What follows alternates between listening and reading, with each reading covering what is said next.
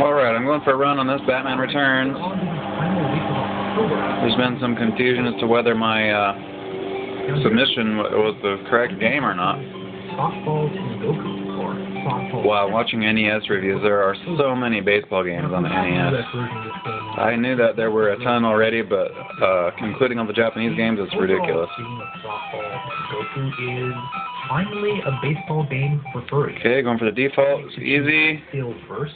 Each field has a slightly different start that time. Alright, here we go. Some have obstacles like patches of weeds and puddles. This shows you the rules, which can actually vary from field to field. And holy cow, what a roster to pick from.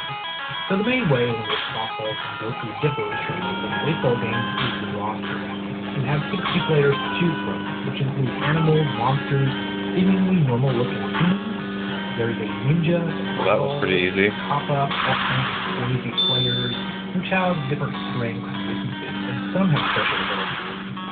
You then choose your name, batting order, position, and so on. In terms of how it plays, for the most part, it works like any other such game, but with a number of twists. It is softball, so softball rules apply to some extent. For example, here there is a home run line, so a ball that lands out of that line is automatically a home run. Oh yes, and when you hit a homer, your team lines up at the home plate and brings you a bouquet of flowers.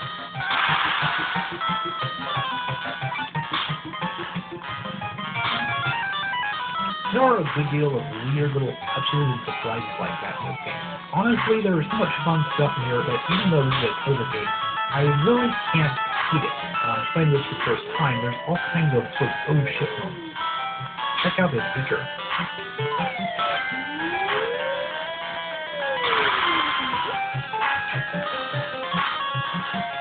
Then in July 1990, Rubber Band released an Ultra version of this in the US. Now this game is pretty weird for a baseball game, but the way Rubber Band released it is actually a little odd. Most, but not all, of the non-human players have been changed to regular human beings, though we still have Zelda the Witch and Diablo, the demon-looking guy. And some of the humans do look kind of weird. And the manual actually gives descriptions of them as well as lists their names. For example, the frog player in the Japanese version is not a person, but is named Froggy. According to the manual, Chuck's full name is Chuck Character Next Tuesday Silver.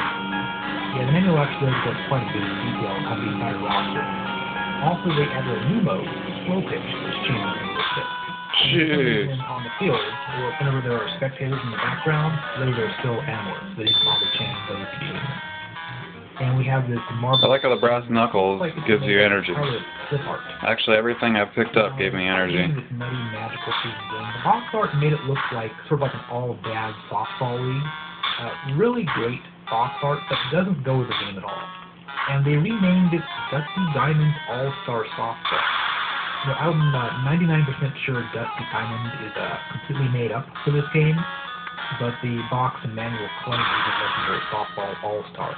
And for some reason, they actually tied again into Ernest Sayers' 1988 baseball film, Easy at the Bat, with this game reportedly taking place in Mudville. The team names are all funny here in Portland as indeed. Now, for some reason, the bit where your teammates can be thrown and you get home run is but for the most part, it's actually handled reasonably well. Seems like there are next-style borrows in the US version. It's kind of in some ways. Really? But the variety in the playing field with a huge and unusual roster is what actually makes it fun to play. Like I mentioned, certain players have special abilities. Some players have close water, and Froggy can food chips, other types can't. Some pitchers can do field balls. This guy can actually fly. Quite a few players are pretty much the same. In two-player mode, part of the game is scrambling to choose the best players. Since you don't take turns choosing them, you can choose a whole bunch as quickly as you can use your controller. And the person who knows the roster the best is really very quickly end up with a huge advantage of the way it works. I'd say that in terms of pure goofy fun in a baseball game, this one is actually pretty hard to beat.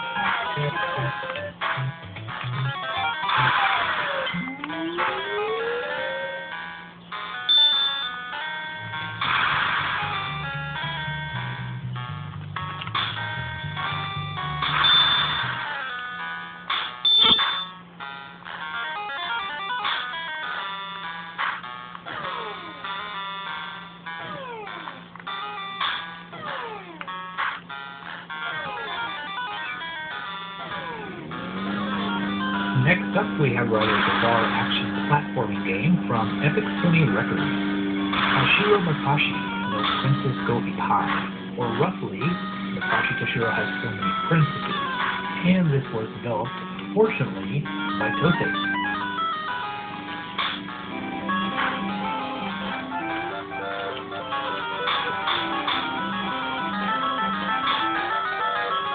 So this is yet another game starring a Japanese comedian, of course. Makashi Toshiro was a member of the blackface comedy music group Rat and Star. After leaving the band, Hopefully that was not Power Up. Probably, Life Up probably was. It is that Kinshimura of Kato-chan and Kim-chan fame. Toshiro's waning years would end up with him getting arrested for multiple attempts at voyeurism, attempting to film off women's skirts.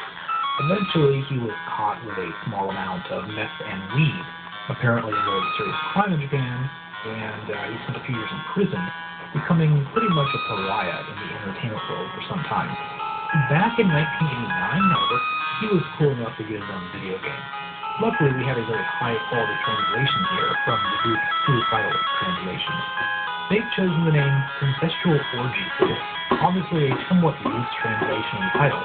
Despite the name, this game is actually quite family-friendly. Now, as you recall in the outro of last episode, I mentioned I was looking forward to this because, with the utterly absurd name, I have been curious as to what this could actually be. I even assumed this would be the highlight of the episode, and holy shit was I ever wrong. This game is a hot, flaming pile of dog crap, and I really, really hated it. So in theory, it doesn't look too bad. Oh, nice. Until we get into it. The object is to rescue 4 princesses, who are displayed Mega Man style on stage left. Oh, no. Each of the 4 levels is a pretty standard action platformer type thing. It actually reminds me a bit of the Kato-chan and Kim-chan game. You're armed with some sort of yo-yo armory used to kill enemies who will drop hearts to restore their health. Most enemies take off 10 points of health. It's good to have so much health, otherwise you can never finish this game. Levels always have these damn underground sections. It turns out you're not... You need to be ruthless to achieve this baker's dozen. Which is where you need to backtrack almost all the way to the beginning of the level in order to find the exit from the underground. You need to retrace your steps through the upper part of the level again. The underground level is generally used as sort of like a punishment for missing a jump or falling off a platform or something like that. And Lord knows you'll be falling off platforms a lot. This game has some of the worst platforming I've ever encountered. It is infuriating. You know how games will throw in like one of those jumps, the ones where jumping 1 pixel too early or 1 too late will cause you to fall to your death? This game is full of those. It tends to place blocks right above your head, but jumping a teensy bit too soon will cause you to hit your head and fall down. This section first pretty early. Holy crap, anyone playing the cards didn't wake up right here and find some maze in their persistence. The game goes instantly from super easy platforming to like Mega Man 1 Yellow Devil style. Just like that. This very block section in Mega Man is a cakewalk compared to this. A lot of the frustration isn't really due to the layout of the platforms as it is the controls and mechanics. Makashi himself is really Oh, now it gives me one. Jeez. and yet it's really hard to stop it. It's hard to explain unless you actually play the game, but he feels like he weighs 5 tons, and the ground feels like a newly rocked floor. Well, okay. Obnoxious momentum that makes him hard to start. And once you try to stop, say, when you're landing on a platform, it's completely easy to slide right off.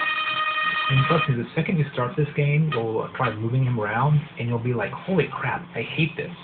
The Famicom version was actually the second one to come out.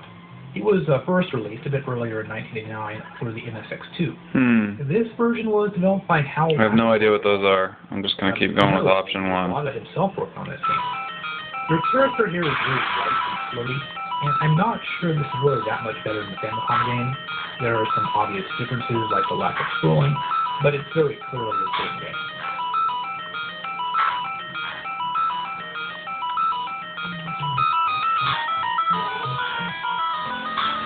So, at the end of each level, you'll enter a castle. You need to find your way through the castle to the room where some friendly character gives you a crystal, which unlocks the door to the boss room.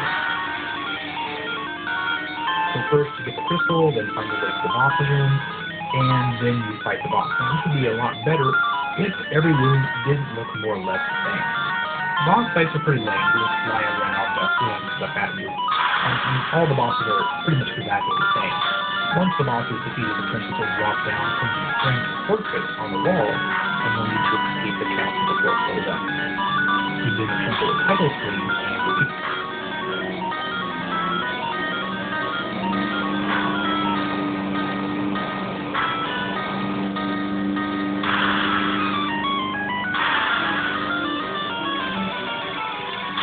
Now, Dr. Sparkle would say, this thing looks like a mostly harmless, run-of-the-mill platformer. I mean, you've played countless games like this. Just why do you hate this one so much?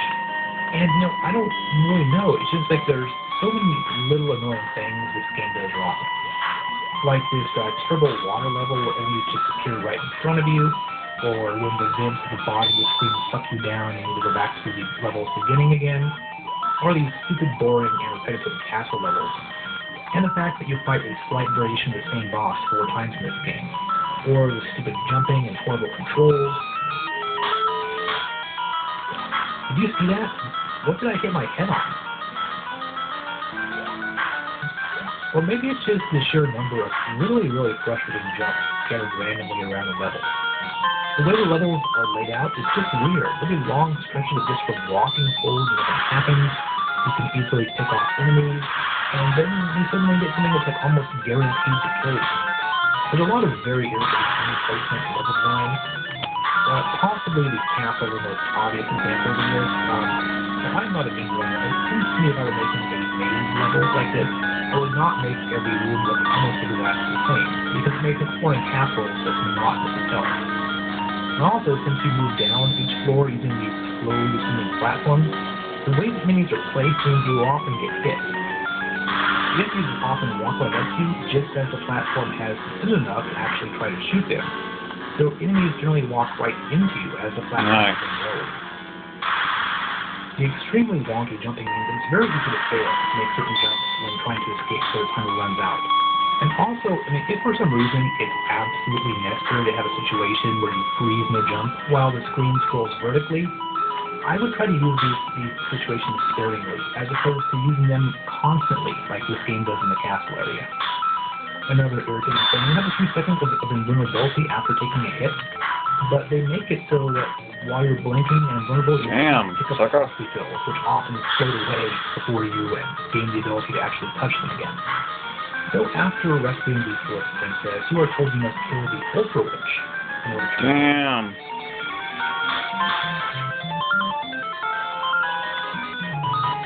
The final, and rather short level, is something from a top-down perspective, and now you have to figure out how to do the timing on this new style of jumping.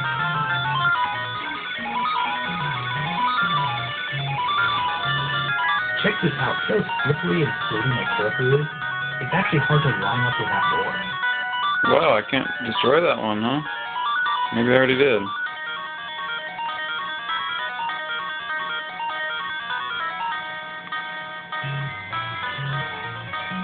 There we go. Okay, so at last, the final battle. There's a brief series of Zelda-style rooms and then the witch herself. The ending will change depending on which dialogue choice you pick.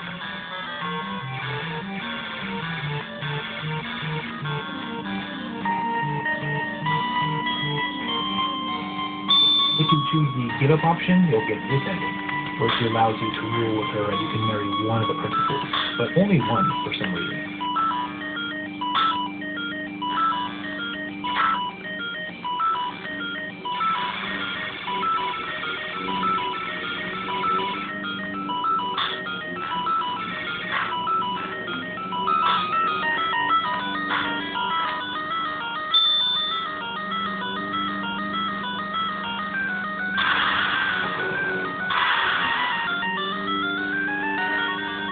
Really? Calling her a bitch or flirting with her will trigger the final battle.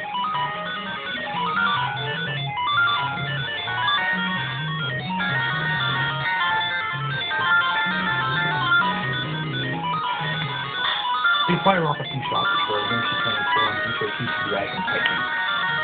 Now, nothing in this game, no matter how bad, has potential for this. The you might look at this and wonder what's going on.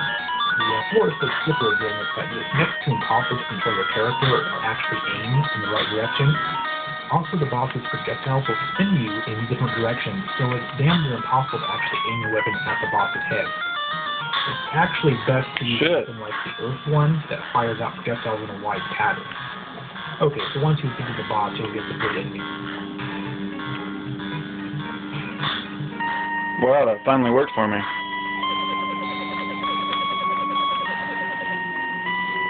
Oh, twice? Okay. Well, now I know.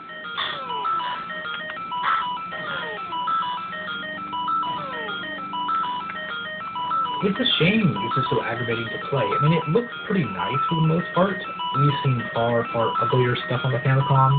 I was hoping it would be a far more polished game. Oh well.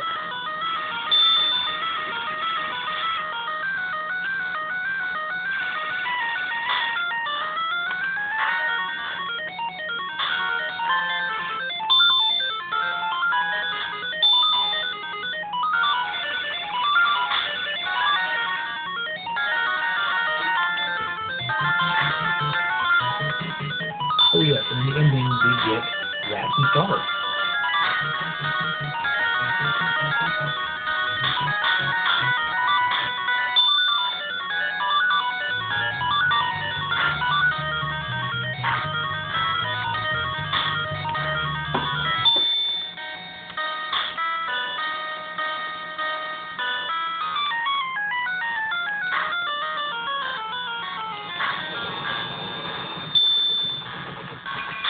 Hell of a logo there.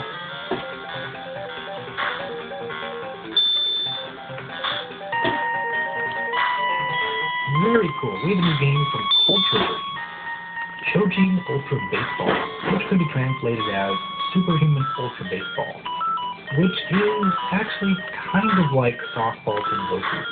Once again, you can choose from several fields, a few of which are quite fanciful, and players have certain abilities called Ultra Moves, which generally involve various cool animations. As you can imagine, this is a bit prettier looking than softball to Goku, and feels a bit more polished. Now, just as with softball to Goku, we got a rather strange localization that wasn't very appropriate for such an unusual game. Chojin Ultra Baseball was released in the US in 1990 under the name Baseball Simulator 1000, or rather, Baseball Simulator 1.000. Some of the graphics used in the game's intro and menu have been changed, but other than that, it's mostly the same. The name Baseball Simulator 1000 makes it sound like a dry, stats-heavy computer game, and there is a Damn!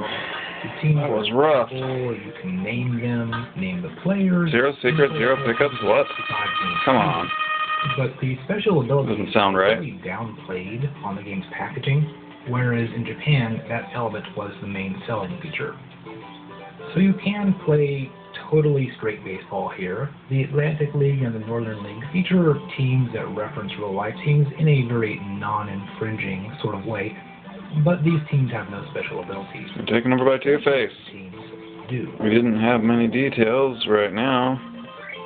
Just look at this dude. But it is believed. Playing with the regular league, this gives you a pretty standard. But the master criminal. Right down to an has planted explosives. Easily catches every fly ball you hit. At the top of the ring, set to explode. League team, however, 15 minutes. You can activate your ultra moves as long as you have some available ultra points. In an attempt to lure Batman to the site. The opposing team's fielder when they try to catch the ball. Hitting a home run causes the camera to pan up and over the bleachers, and you can see the game's background at this point, which varies depending on the stadium you selected.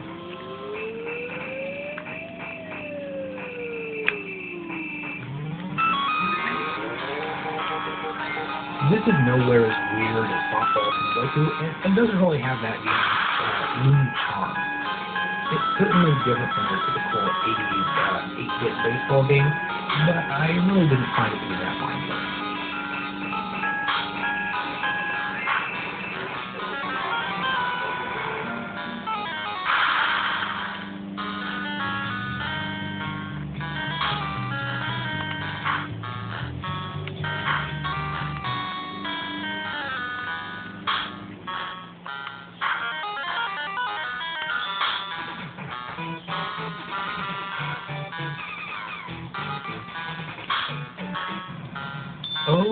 boy, it's time for a Dragon Ball game.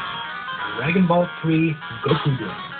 This one has all your favorite Dragon Ball characters in it, like the pig, the old guy with the beard, and that green dude. I think his name is Piccolo.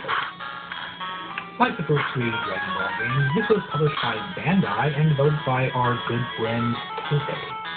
The first Dragon Ball game was released in the US as Dragon Power. It was a top-down action game. And the next one, Dragon Ball Dainu Fukatsu, added an almost adventure game style interface, but it was really more of an RPG and introduced a card-based fighting system. Dragon Ball 3 builds on this a bit, and gives the world layout a bit more of a board game feel. So, here's how it works. You do almost everything in this game by using this card below. You move by selecting a card. The number of spaces you move is based on the number of dots in the upper left corner of each card. So you pick a 5 and that'll allow you to move 5 spaces. So even though your destination is determined by the card that you choose, you have to manually use the D-pad to move Goku to space. You can't cheat by moving back a space and then forward a space or anything. So having the player move Goku after the card has been picked is completely extraneous. I mean, it's just busy work. I don't know why Goku isn't like automatically moved to the correct space after you select a card.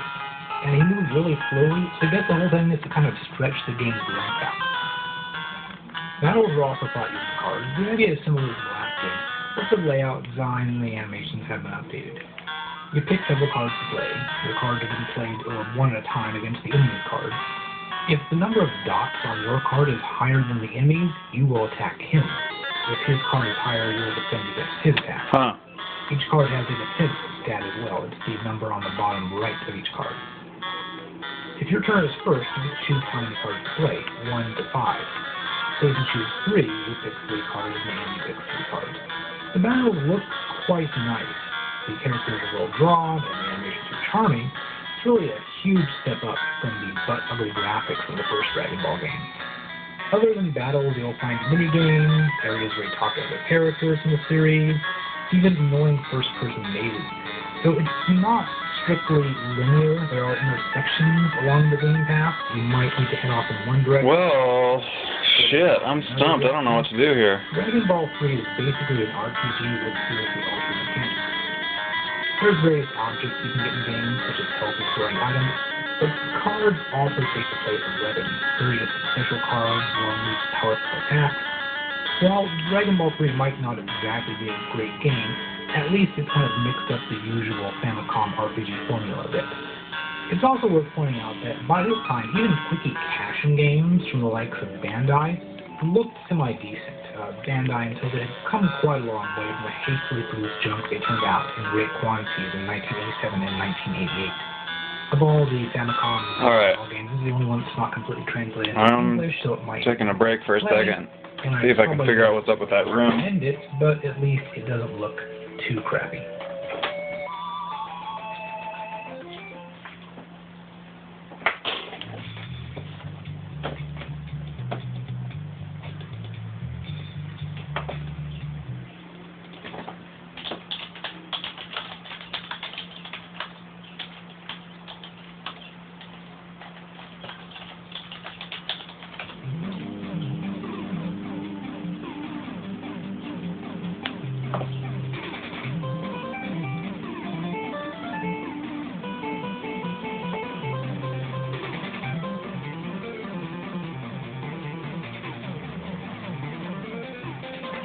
Words you never expect to see. Linar is an author. Our fourth, that's right, fourth, and final, I hope, baseball game today is Major League, published by Irem, released in Japan only. Morgan Creek and Mirage are the production companies that made Major League the movie. And yes, this is, bizarrely enough, a licensed video game based on the 1989 movie Major League, starring Tom Berenger and Charlie Sheen. Dude, there's so many baseball games. It's ridiculous. Based on a Charlie Sheen movie, after Platoon. The movie was directed by David Ford, who's probably most well known for writing 1973's The Sting, starring Robert Redford and Paul Newman, which he won an Oscar for the script. Major League is a completely fictional story about the Cleveland Indians, and it was a decent-sized hit in the U.S., and I'm guessing it did well in Japan as well. It's interesting that they acquired the rights to the name Major League and then released a totally generic baseball game. I mean, once you get past the introduction and start the game itself, this is just 100% regular old baseball video game. There's absolutely nothing here, as far as I can tell, that we haven't seen in at least the last 36 baseball games we've covered on Quantendo. It's pretty much 100% par for the course here. Lidar, the developer, we've encountered a few times. Most notably, they developed Bird Week from June 1986, that oddball bird simulation game. And most notoriously, they made Deadly Towers, a game which was much hated by Sean Baby. It's odd, Bird Week seemed like a very early Famicom game. I covered it in fucking Quantendo episode 8. That's how long ago it was. And yet today we're looking at a game that came out a mere 3.5 years later. Oh, jeez. From Bird Week to Major League seems like eons in video game time. I mean, Bird Week came out right after Dragon Quest. And now in 1985... Well, I guess nobody knows. The genre has already become cliche on the... Okay, well, that's it, folks. So much has changed. I'm stumped. I'm going to give another 3 years. attempt here. But what's changed between 2013 and now? I mean, what came out in 2013? Resident Evil 6, Animal Crossing New Leaf, Antichamber, Monaco, not much different than what we have today. Anyway, of all the baseball games in this episode, it's interesting that this one, the one based on a movie, turned out to be the only one that didn't totally deviate from the standard generic baseball video game formula. Can't say this is really worth playing, but at the very least it has some kind of cool graphics depicting the movie characters. That's probably the only worthwhile thing in Major League, the game.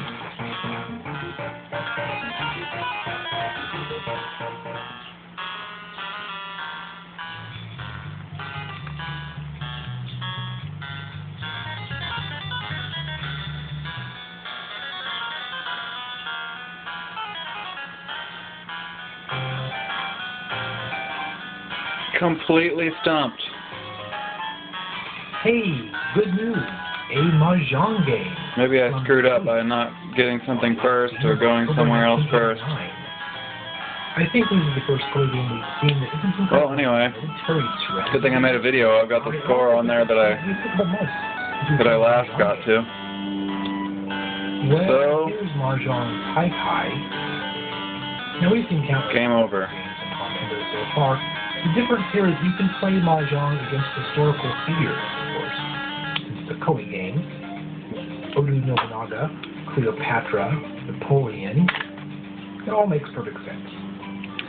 There's actually a port of a game Koei originally released. Unfortunately, I didn't find out what I was playing this in the first place to see, which was a game over screen, so I'm going to go ahead and get myself killed. As you might know, there's countless variations. It does look like the same style of letters and numbers, so I'm pretty sure it is, but I'm going to check. You control quite a few of the rules here. This menu allows you to turn on or off certain rules. Other than the general absurdity of important people in history somehow traveling through time and Kill a few guys, make sure I get some points. Mahjong, there's really not that much to say about Mahjong Kai Kai. Its main historical importance is that it was one of the very few Famicom games co-released that wasn't some kind of military strategy game.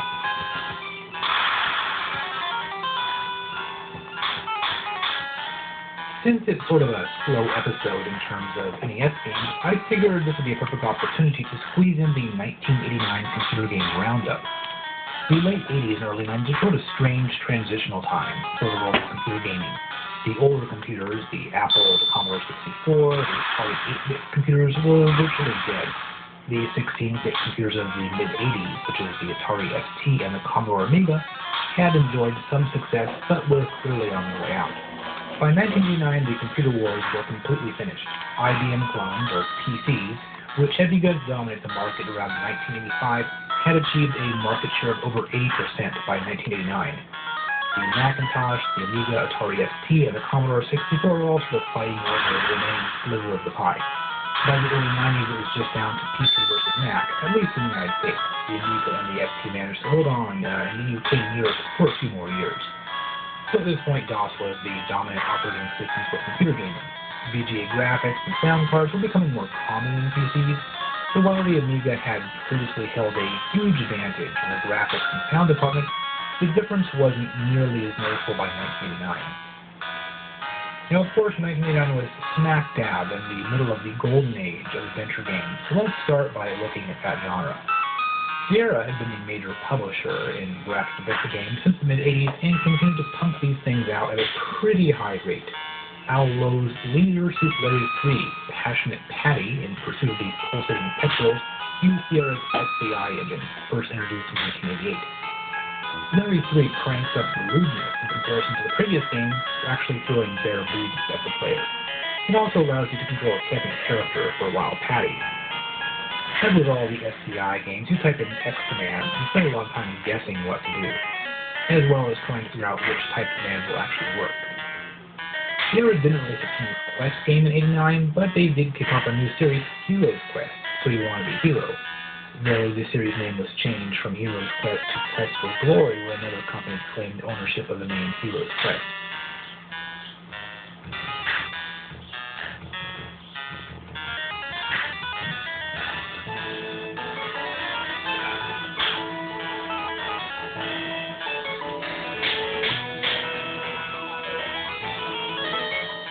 Created by the husband and wife team of Lorianne Cole and Corey Cole, it was sort of like a more complicated take on King's Quest, adding in RPG elements like character stats and combat. It's definitely a Sierra game at heart though, and the series produced 5 games, the last being in 1998.